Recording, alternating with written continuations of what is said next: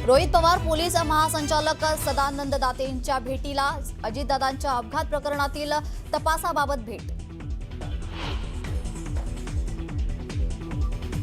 अशोक खरातच्या मालमत्तांची ईडी करणार चौकशी, मालमत्तांसह कागदपत्रांची सखोल तपासणी करत मांडणार अहवाल।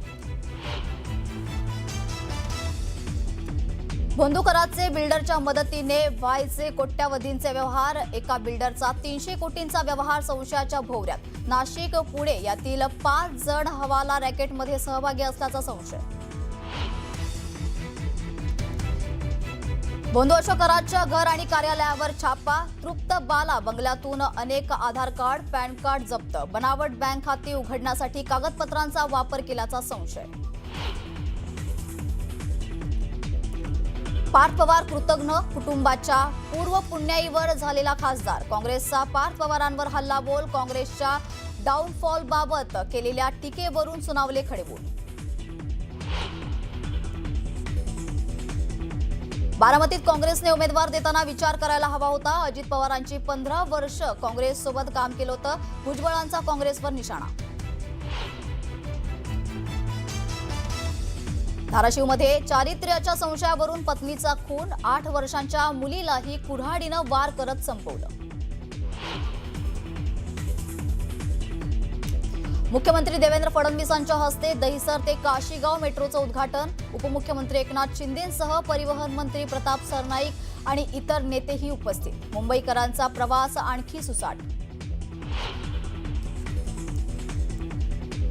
मेट्रो 2B डायमंड गार्डन ते मंडाळे मेट्रो मार्गिकेचं मुख्यमंत्री फडणवीसांच्या हस्ते लोकार्पण, तर मुंबईत लवकरच पॉट टॅक्सी सुरू होणार। मुख्यमंत्री आणि उपमुख्यमंत्र्यांनी केलं भूमिपूजन। माटुंगा रेल्वे कारशेडमध्ये रेल्वे डब्याला भीषण आग, आगीचं कारण अस्पष्ट, आगीवर नियंत्रण मिळवण्यात यश।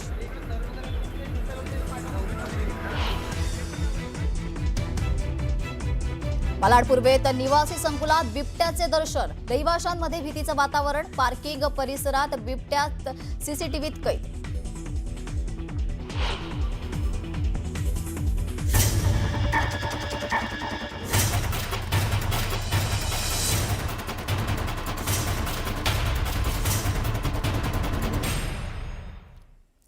नमस्कार, मी प्रतीक्षा, न्यूज 18 मराठीमध्ये आपलं स्वागत। बुलेटिनच्या सुरुवातीला पहिलीच महत्त्वाची बातमी आहे। भोंदू अशोक खरात प्रकरणी एसआयटीची आज अत्यंत महत्त्वाची पत्रकार परिषद होणार आहे।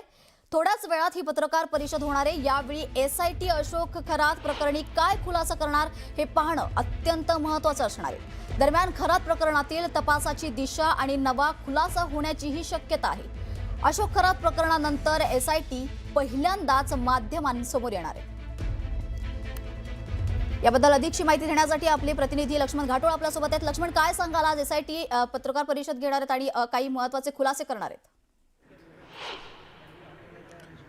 अशोक खरात याच्या सगळ्या पोलीस कोठडी, अर्थात उद्या अशोक खरातची पोलीस कोठडी संपती आहे आणि त्यापूर्वी आज एसआयटीच्या मार्फत अधिकृतपणे पत्रकार परिषद घेऊन या सगळ्या प्रकरणाची माहिती जी आहे ती दिली जाणार आहे। आजपर्यंत कुठल्याही प्रकारची पत्रकार परिषद एसआयटीने आजवर या सगळ्या प्रकरणामध्ये घेतलेली नव्हती। अर्थात आता जो बघितलं आपण तर आतापर्यंत 8 नाशिकमध्ये जे गुन्हे दाखल झाले लैंगिक शोषणाचे ते गुन्हे आणि इतर काही जे गुन्हे होते भोंदू अशोक खरातच्या विरोधातले, ह्या सगळ्या गुन्ह्यांनंतर एसआयटी कधीही समोर आली नाही, त्यांनी कुठल्याही प्रकारची माहिती दिलेली नव्हती। मात्र आज एसआयटी या सगळ्या प्रकरणामध्ये अधिकृतपणे माध्यमांशी बोलणार आहे।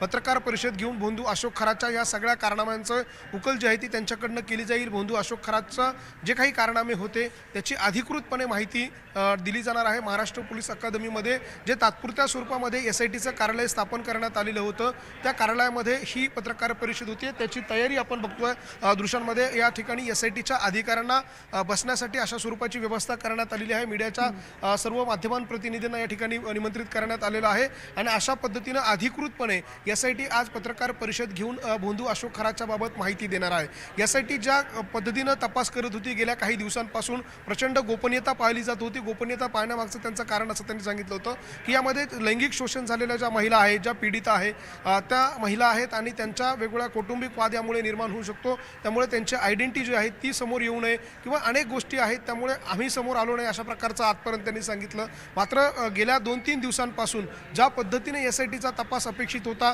त्या गतीनं तपास होत नव्हता आणि त्यामुळे SITच्या एकूण कामकाजावर कारभारावर वेगवेगळे प्रश्न उपस्थित केले जाऊ लागलेले होते आणि त्यामुळे आता SIT या सगळ्या प्रकरणामध्ये अधिकृतपणे पत्रकार परिषद घेईल. आपण बघितलेलं होतं की अंजली दमानी असेल, रोहित पवार असतील, असे राजकीय नेते देखील यामध्ये वेगवेगळ्या प्रकारची माहिती लीक करत होते, माहिती ट्विट करत होते. अंजली दमानी यांनी तर थेट ऑडिओ कॉल्स आणि फोन कॉलचं संभाषणाचा कालावधी जो आहे तो देखील सांगण्याचा प्रयत्न केला. त्यांनी काही पुरावे त्या ठिकाणी देण्याचा प्रयत्न केला. त्यावरती नाशिकमध्ये आलेल्या मुख्यमंत्री देवेंद्र फडणवीस यांनी असं सांगितलं होतं की अशा पद्धतीनं जर माहिती लीक होत असेल तर आम्ही त्याच्यावरती कारवाई करू. हे सगळं प्रकरण बघता आता SIT या सगळ्या प्रकरणात समोर येऊन अधिकृत माहिती देणार आहे. जे आरोप अंजली दमानी यांनी केले, जे आरोप रोहित पवार यांनी केले, जे आरोप वेगवेगळ्या सामाजिक संस्थांनी, सामाजिक संघटनांनी अशोक खरातवर केले आणि काही राजकीय लोकांची नावं यामध्ये जोडली गेलेली आहे, काही प्रशासनातल्या अधिकाऱ्यांची नावं या प्रकरणामध्ये जोडली गेलेली आहे.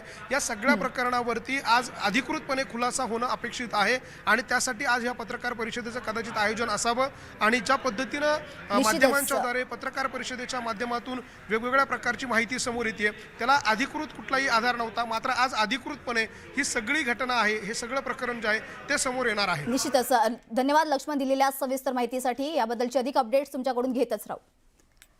यानंतर बोलूयात पुढच्या बातमीकडे. खरातच्या नाशिकमधील कार्यालयासह तृप्तबाला बंगल्यातून शेकडो आधार कार्ड तसेच पॅन कार्ड SITने जप्त केलेत. खरातने या माध्यमातून आर्थिक व्यवहाराचे मोठे जाळे उभं केलं होतं. बनावट अकाउंट नंबर तसेच पतसंस्थेमध्ये शेकडो खात्यांवर स्वतःला नॉमिनी लावून खरातने करामती केल्याचं उघड आलंय. तर अनेक खात्यांना मोबाईल लिंक आहे.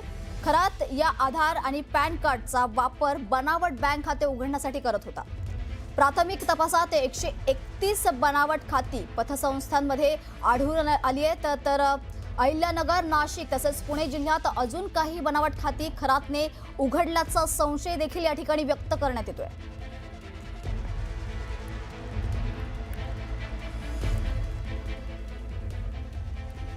यानंतर खरात भोंदू अशोक खरातचा मायाजाळ हा केवढा मोठा आहे आपण पाहूयात एकदा. तर भोंदू खरातचं घर आणि कार्यालय याच्यावर आता छापा टाकण्यात आला आहे.